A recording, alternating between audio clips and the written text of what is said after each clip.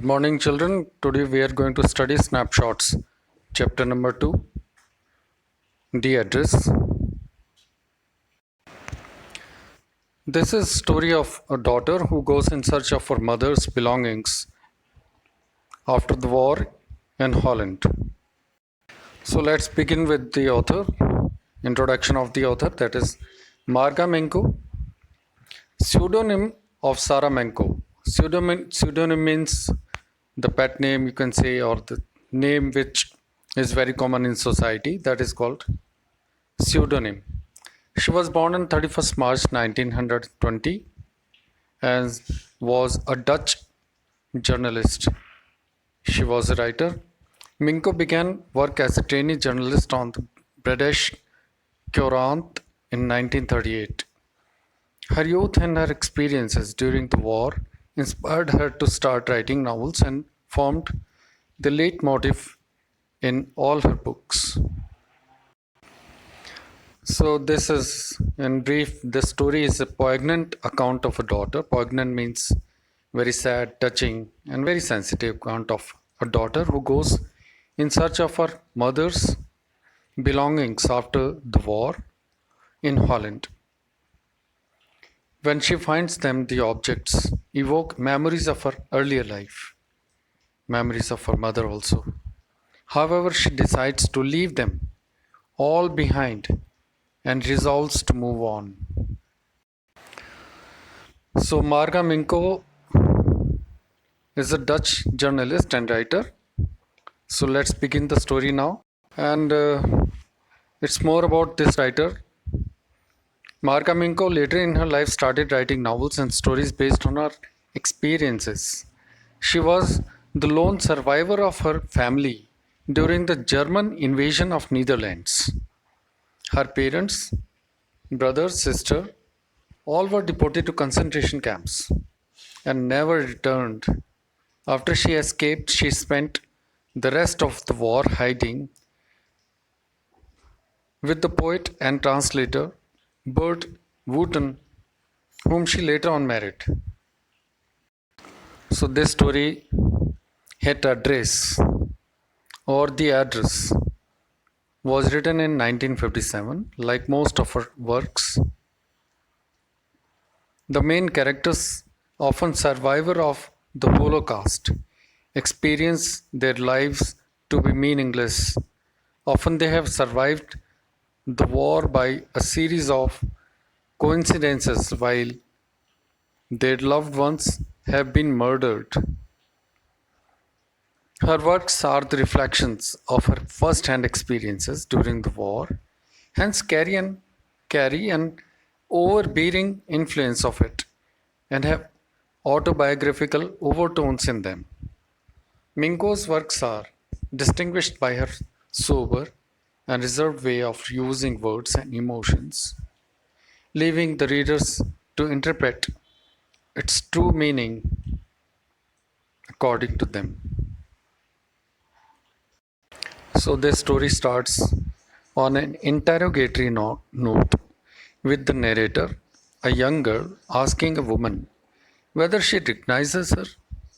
This sets the tone of the story from the beginning, pointing out that this story is quest of finding herself rather than just finding some more commodities. The woman's mannerisms are a clear indicator that she is hesitant and uncomfortable on the girl's arrival. She does not invite the girl inside her house and instead deals with her on the step outside. She denies that she knows her. The woman is conscious of not letting the girl inside of the house, which is a suspicious behavior clearly showing the woman's insecurity. Actually, this is an account when it begins when the author goes to Mrs. Dowling's house and she does not let into the house of her own because she recognizes that she is the daughter of Mrs. S, whose belongings have been taken by her and kept safe in her house. And she is now very reluctant to give them back to the girl as she's searching for the same. So here the account begins with in this note. Now here it is written that but the woman's face showed no sign of recognition with which is possible, for she had more interaction with the narrator's mother, Mrs. S. Actually, the woman here is Mrs. Darling, who's talking to daughter of Mrs. S. And she shows that I do not know you because she had been known to her mother too much. And when she met her, she was too young. That's why she intends not to recognize her. She shows that she is not recognizing her, in fact. In fact, she knew her. She came to know who she is. So the woman's behavior made the narrator doubt that whether she was at the correct place or not. It was possible for the narrator had seen the woman only once, that too in a passing. The narrator was unsure of herself until she saw the woman wearing her mother's cardigan. Now she comes to know that it is the right place where she has come because she saw her mother's cardigan. She recognized that. Although although the woman hid herself behind the door, the narrator could see the faded buttons, signifying that the sweater was worn often. It means she used to wear her mother's cardigan. The narrator asked the woman if she knew the narrator's mother. Now the woman, Mrs. Darling, instead of answering, expresses her dismay. She asks if the narrator has returned, to which the narrator answers that only she had.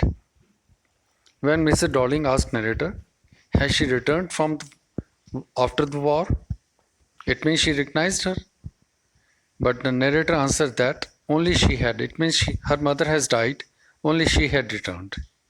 So the woman is referring to concentration camps where the narrator's family had been deported, like all the other Jewish families during the Nazi invasion. Minko's own family had been deported and she was the lone survivor. We can thus say that the narrator is an autobiographical reflection of the author. The woman is unwelcoming, uncooperative, refuses to help the narrator, and tries to avoid any encounter at all with the narrator. So here woman is Mrs. Darling and narrator is Marga Minko. I come to the next part. Now the reader can perceive the guilt in the woman's action. The woman claims inconvenience and asks the narrator to come another time. The woman went inside while the narrator stood on the step outside. The narrator could hear the woman talking to someone on the inside, from whom the woman had hid the narrator's identity. Till now, the narrator did not reveal the woman's identity. Now we come to know her as Mrs. Darling of house number 46. The narrator begins to explain the context of this encounter.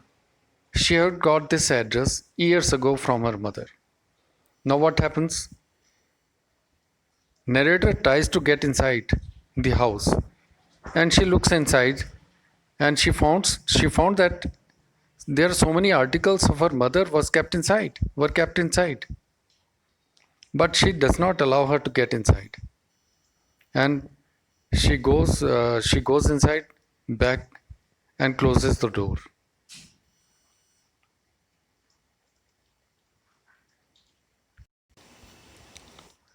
Here in the first half of the war, the narrator had visited her mother, where she had noticed that a few things were missing from the rooms.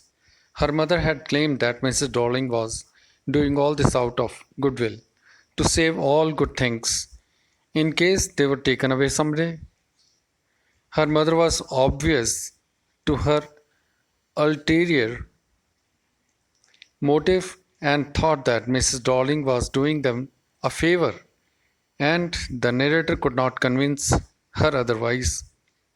While going back to the station, The narrator says that she was avoiding familiar places and trying not to think much about these familiar places, for they will bring back past memories which shall haunt her. In this particular paragraph, basically, the author, when she goes to Mr. Dowling's house, she returned back thinking that what is the use? Why? I think I have come to wrong address. Maybe the things might be same as my mother had. She comes back to go back to her house, and she recounts her previous past when thinks that uh, why should I remember all these things? So she goes to that places where she used to go. She used to stroll around. So when the narrator was returning back to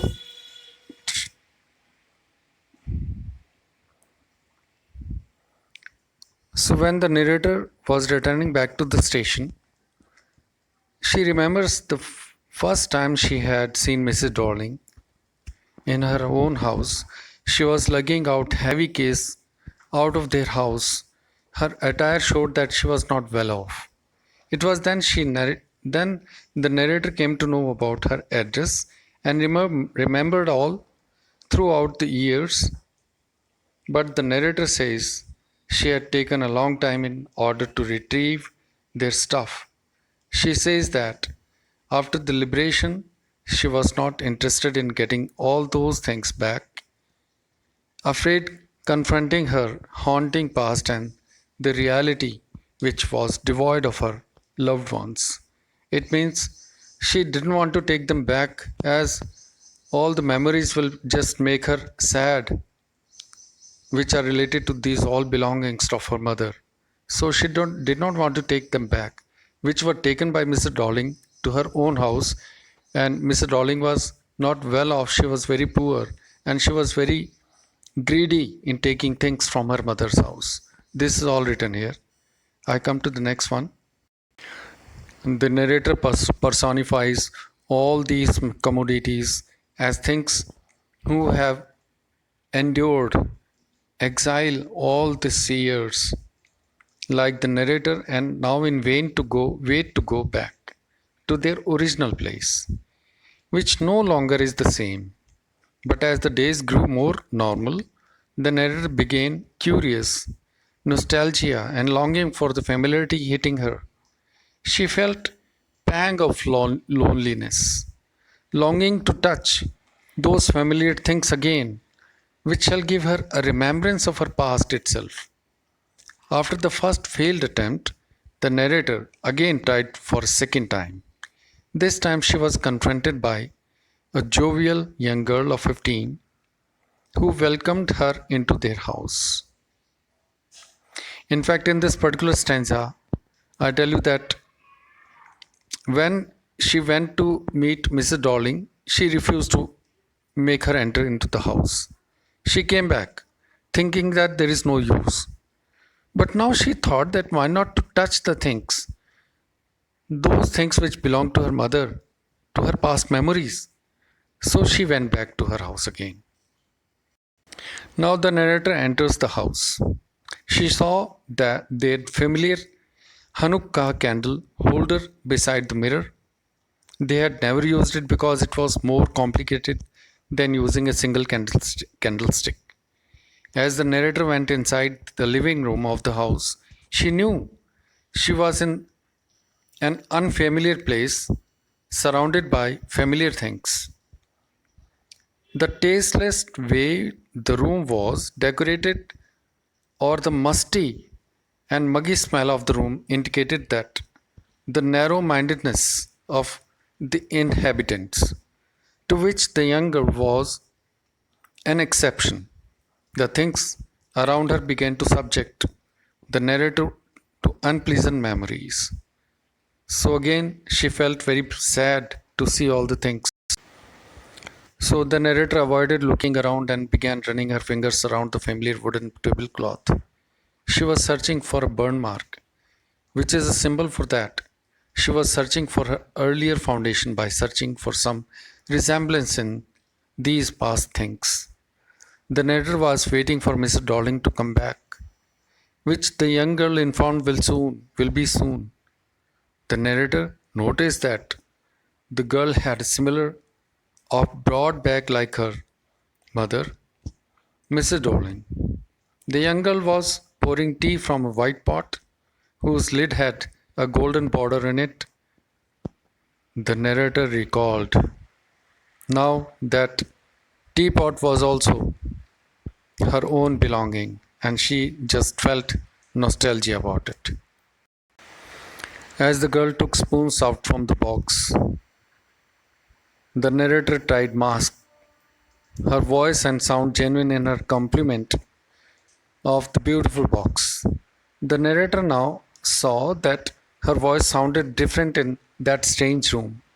The young girl was amused at the compliment and nonchalantly said that they had lots of other boxes similar to it, and that her mother says that they were antique, which the narrator already knew. Without even following the young girl's hand, the narrator knew what things the girl was talking about. I believe you must understood the things that Mr. Darling did not tell anything to her own daughter that these things are brought from Mrs. S.'s house. But the narrator sitting there in front of the girl knew each and everything, that all the things were her own mother's. Narrator saw all the inanimate things over the tea table, things which once had been her. All her childhood memories flood her, and she remembers that how, as a child, she had always fancied the apple on the pewtered plate. The young girl told the narrator her version of memories that were attached to these inanimate things, how they had used for everything, and even ate of the antique plates that hung on the wall, which eventually didn't turn out to be anything special. What comes next is poignant passage.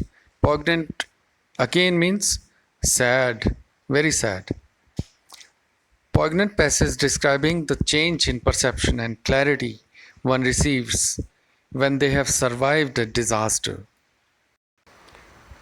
So, the author has described the human predicament after war. Predicament means an embarrassing situation, difficult situation, which the author faced, and how small inanimate things achieved magnanimous. Magnanimous means big importance.